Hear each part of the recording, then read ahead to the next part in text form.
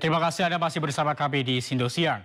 Pemirsa, Badan Perencanaan Pembangunan Nasional mengakui sistem pendidikan nasional yang belum optimal menjadi tantangan untuk membangun sumber daya manusia yang unggul.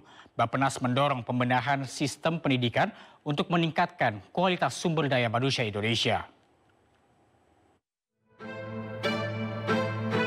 Pemerintah mengakui sistem pendidikan nasional belum optimal dalam menopang target Indonesia Emas 2045.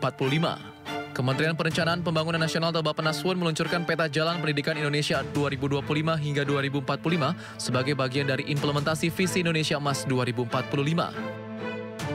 Menteri Perencanaan dan Pembangunan Nasional dan juga Kepala Bappenas Suharso Monoarfa menegaskan, peta jalan pendidikan merupakan komitmen pemerintah untuk memberikan acuan strategi setiap pemangku kepentingan untuk meningkatkan kualitas sumber daya manusia Indonesia.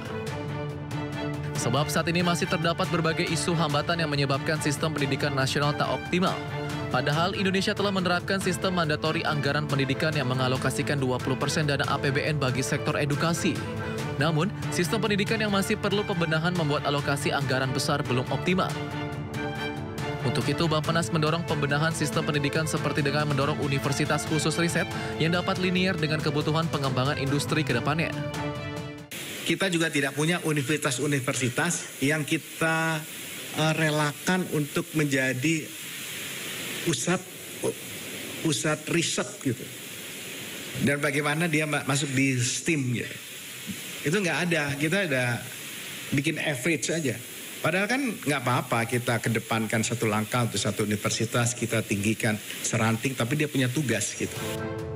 Suharso menambahkan bahwa pemerintah telah berupaya mengakselerasi partisipasi pendidikan berkualitas dan berkeadilan dengan mendorong percepatan wajib belajar 13 tahun, 1 tahun pendidikan prasekolah dan 12 tahun pendidikan dasar dan pendidikan menengah, serta efektivitas pengalokasian dan pemanfaatan 20% anggaran pendidikan.